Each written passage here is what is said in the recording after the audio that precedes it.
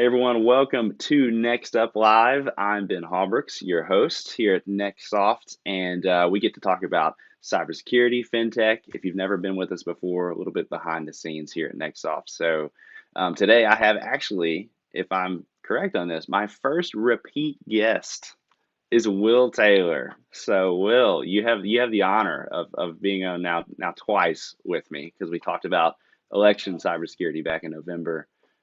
And now here we are to talk about the Colonial pipeline hack. So Will Taylor is senior cybersecurity consultant at NXTsoft. So he's got some good things to say about this pipeline hack that has captured the attention of the nation. So Will, thanks for joining me. Absolutely. Thanks for having me back. And I think this is how Ed McMahon got his job, if I'm not mistaken, is he was a guest a couple of times and then thought he Uh-oh. came. Yeah. The natural progression. It Yeah. started. It I'll try him started. after. That's my goal. All right, so most people, of course, at this point, now we're a little bit over a week from the actual Colonial pipeline ransomware attack. So I kind of, obviously there's a lot of details we still don't know, as is usually the case with these kinds of things.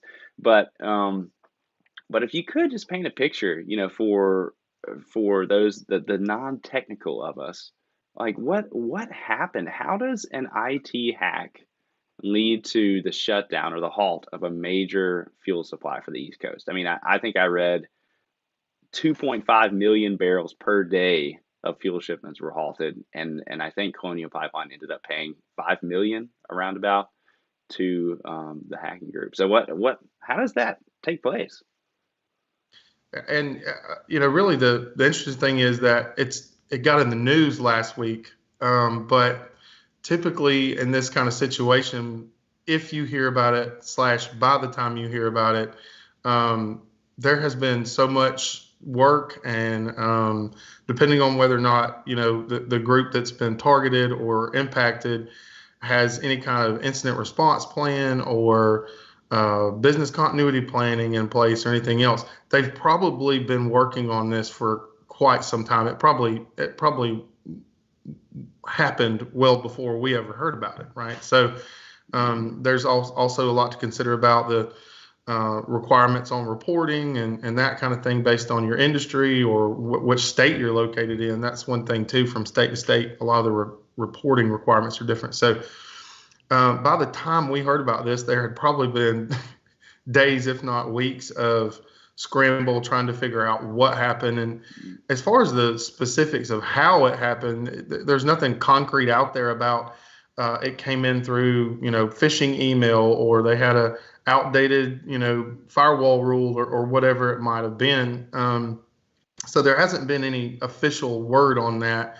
That may come out down the line, but given the fact that Colonial paid the ransom and that they're taking a very incremental approach, they took a very incremental approach. It seemed like forever to us because, it was in the news, and this is happening more and more too. It's national news now when these kind of things happen, whereas used to be it was very niche, kind of relegated to the corners of the internet where internet security people and bad actors got their news. So Mm-hmm. it's international news, and it seems like it's been forever. But they took an incremental approach. They paid the ransom. It should be noted that it appears that this wasn't an operational target. They didn't target the operations side of the business. That it was an attack on the business side of the business. And the interesting part about that is how could that lead to an operational shutdown? Mm-hmm. But the speculation is if the business side of the business isn't running and you can't track your quantity of your product that you're shipping or selling, or you can't charge for it, then you're not going to ship it or charge for it. So there's a lot of speculation about how they got in or what they did, and that Colonial had to go and actually shut down pieces of equipment that handle the flow of oil, and odds are it's more likely that they had to stop the flow because they couldn't track, charge for, maintain, any kind of inventory on what they were actually would have been piping through. So that's really, I think, the way it led to a shutdown in this case is that there's been breaches in the past that were targeting critical infrastructure. There have all over the world. The Stuxnet variant that went around a while back was targeted specifically industrial and nuclear controls. And this doesn't appear to have been the motivation appears to have been purely financial. That the bad actors found a way into the network by hook or by crook, and their goal was not to shut down international travel or oil certain gas supplies to the East Coast. It was to get paid. So they might not have really even known when the bad actors, when they first hit the Colonial pipeline or one of its subsidiaries or whatever, the impact of what they did was going to have. And it was kind of funny to hear some of the chatter on the internet that one of the groups involved basically kind of apologized, and it's like a little kid hitting a baseball through a window. We were just having fun, and then we ended up shutting down tourism on the East Coast for 2 weeks or whatever it was. But I think it was millions of barrels of oil a day. So really, it's kind of a chain reaction. It was kind of dominoes to watch it all fall. And I imagine if you were on the inside, it was even more frustrating because the operations side is technically still working. But whenever ransomware hits, you have to segment anything that might have been breached, anything that might have been compromised. You have to take it off the network. So to watch those dominoes fall, whether you're a bad actor or someone in IT working for Colonial Pipeline, it must have been absolutely a feeling of despair to watch those dominoes fall. Yeah, absolutely. And I mean, to your point, yeah, I mean, obviously you live in the cyber world, so you know about all the incidents that have happened like all over the world over the past couple decades. But your average person, this doesn't enter their news feed until it's something that really grabs their attention. And this was certainly one of those incidents that crossed over into mainstream media, and all of a sudden you take away Americans' ability to drive or travel or have proper transportation, and all of a sudden they've woken up. um, so I mean, it does make you wonder about intentions. Like, regardless of what this hacking group's intentions were, it happened, right? And it Mhm. does happen. It does kind of make you wonder if they did have more malicious intent, could this have had even more widespread impact? So ransomware, I know you've mentioned, obviously this was a ransomware attack, and this seems like it's a growing trend. Ransomware attacks. Why is that? What's the deal with ransomware? Give us like a quick overview of how that works. Yeah. So ransomware, crypto malware uh, is a is a tool. It's a malicious tool that these bad actor groups, whether that's a state sponsored group, advanced persistent threat is what those are typically called, or whether it's an ad hoc group or an individual. Um, what they're doing is, and the levels of sophistication vary wildly. A lot of these ransomware groups, the sophisticated ones, they have a plethora of automated tools that go out and are constantly kind of searching. They're just basically scouring blocks of IP addresses and web addresses and email domains, trying to find a way in to the inside of the kind of castles that we build to protect our data, especially sensitive data. And the analogy I use a lot of times is these sophisticated groups, these organized groups, are the equivalent of somebody having multiple fishing lines out in the water at one time, and they're just waiting on one of those fishing lines to move and to get a nibble. And a lot of them, a preliminary kind of scouring of the internet is very automated. It's using automated tools. They feed certain parameters into it. It's got a whole dictionary of vulnerabilities it's looking for across hundreds and thousands of IP addresses. And when they get a nibble, then a lot of the sophisticated groups, the second phase is also automated. They're going to run certain attempts to penetrate those vulnerabilities, open ports that they find, misconfigured firewalls, or whatever it may be. They're going to have a second phase that's also automated. But eventually, if they get far enough in, they're going to dedicate some manpower, some resources to trying to leverage a way to get in all the way into your network, search for sensitive data, encrypt it, encrypt whole networks. So it's not just that they're looking to get into your email. That's usually just their foot in the door. The reason that we're seeing such a rise, in my opinion, in ransomware is because it just keeps working. If it ain't broke, don't fix it. And this is not. I think work from home has really ramped up a lot of this. But this is actually more like a 6-year trend, where we're seeing a rise in the number of crypto malware and ransomware attacks. We're seeing more phishing. Attempts have gone up something like 435% since this time last year. These people are dedicated and dedicating a lot of resources and time. There's whole marketplaces on the dark web where you can go buy these tools and malware. Some of the higher end ones even have a help desk. So if you purchase malware from them and you're trying to use it and you can't get it to execute properly, you can email their help desk. So the reason all of this is happening, in my opinion, is it keeps working. They keep making money. Like, why would they stop?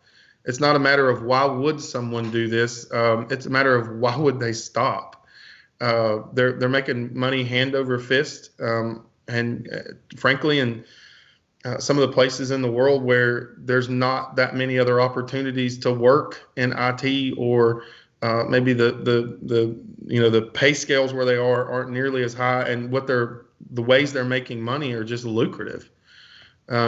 So really, ransomware is kind of a snake eating its own tail. The more that it's successful, the more people are going to try it, and the more people are going to get involved with it. And it really is, again, because of work from home, there's a lot more opportunity for these threat actors. And I think it seems like it's on the rise too, because so many of these events are starting to be in the national news, which to me is a good thing. This is not just an IT cybersecurity personnel problem. This is a problem for all of us. Like you said, we don't really care. Most people don't care until they can't, get gas in their car or use their debit card at Target, God forbid, whatever it may be. Most people don't care, but every once in a while, something like this rises to the surface, and it really kind of shakes us awake. And I hate that these things keep happening. They're kind of the bane of my existence. I've worked 20 some odd, security incidents like this, and it's always I'm meeting people on the worst day of their professional life. I hate that it's happening, but I'm also not hating the fact that it's not just IT problem anymore, and we've known that for a while. This people in cybersecurity and in IT, we've known that for a while. So it's kind of a wake up call, I think. Sure. Well, kind of jumping off of that, if it is a wake up call, what can companies do to protect themselves? I mean, sometimes this feels a little. You look at something like this and you feel a little powerless, right? You think, well, how am I going to stand up to that? So what can they do? How should they respond? I think the best way for us to respond, people who are on this side of these kinds of attacks or in cybersecurity, really, I think it's pushing a lot of business leaders and gatekeepers and decision makers to realize that we're investing all of our trust and a little bit of our time, attention, and dollars to this. And historically, that's been the case. So, for instance, if this ransomware event, and this is purely anecdotal, if this ransomware event happened because of a piece of third-party software that was, in use on Colonial pipeline systems, hundreds, it's a major enterprise level piece of software is developed by dozens and hundreds of people. There's project managers on that side of things. There's developers. There's testers. There's you name it. And then it gets implemented at company A or company Z or Colonial Pipeline, and they have a very, very limited number of people who are dedicated full time to cybersecurity. So there's really an imbalance, and I don't think it's possible to completely balance that out for Colonial Pipeline to have dozens and dozens and dozens of cybersecurity experts or any company. The truth of the matter is, right now, the cybersecurity industry has a 0% unemployment rate for a reason. A lot of people are starting to realize these things. So there's I think some things that we can do are to have a security first approach with every piece of technology, every administrative function and decision we make, and operations. So, for instance, I work with several startups from time to time, and the thing I'm always stressing to them is, hey, you're on your way in. You don't have 20-year-old systems that you're having to integrate. You don't have legacy systems that somebody developed and then left your company.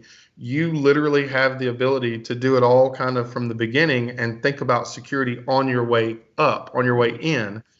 But I also work with a lot of, very well established, some of them, financial institutions and large scale metropolitan local governments that they do have those concerns. And the thing I always stress to them is it's not just the technology, it's empowering the people who are responsible for your cybersecurity, to really push on the rest of your employees a security first mentality, whether that's end user awareness training, cybersecurity training, whether that's giving that person who's in charge of cybersecurity the authority to say no. Cybersecurity guys are rarely the most popular people at the company because everyone's got great ideas about better ways to do things and faster ways to process and more efficient use of technology and resources. And the cybersecurity guy's job is to say no, not until we've vetted it, not until we've considered the cybersecurity piece. And if you can develop a culture, I think developing a culture of security is so important, so that role, you may have one person in charge of that, one person in charge of cybersecurity, but it's everybody's responsibility. It's literally everyone's responsibility. And the moment that you put it on, if you're unlucky, you're one cybersecurity person. And if you're fortunate, your cybersecurity team, then you're setting it up for a little bit of heartbreak if they don't have the ultimate authority on yes or no based on security. So I think there needs to be a culture shift within our businesses, and then even within our IT industry, that it's security first. And if everybody starts from that place, then the destination can be whatever it needs to be. But a security first mentality, security first culture, I think is, there's a million different tools to help with all of this. There's a million different brands of firewalls and endpoint protection and antivirus and everything else. But if the culture and the mentality is not security first, then those tools are fighting, they're punching above their weight. And it's not a matter of if, it's a matter of when your company gets impacted. Sometimes, in my experience, that's kind of what it takes, unfortunately, is for it to impact a company in some way, whether that's directly or through a third party, before there's kind of that wake up moment like our nation is having right now where, oh, this is our problem. This is absolutely a part of my job too. I think, in my opinion, that is literally the only way that this gets any better. Mm, yeah. And it's interesting that your answer wasn't just, hey, it's better, it's better technology. It's really like you're saying, at the core of it, we say it NXTsoft all the time. It's it's it's a people issue first. Mhm. Culture, like you're saying. So hopefully this is, that kind of event that helps, business leaders and employees understand they need to be proactive rather than reactive. And to your point, Yeah. obviously, sometimes unfortunately, that's what it takes for a company to wake up. when it would be so much better to be proactive. So we'll see if this is something that can be the beginning of a culture shift in It American may be an businesses.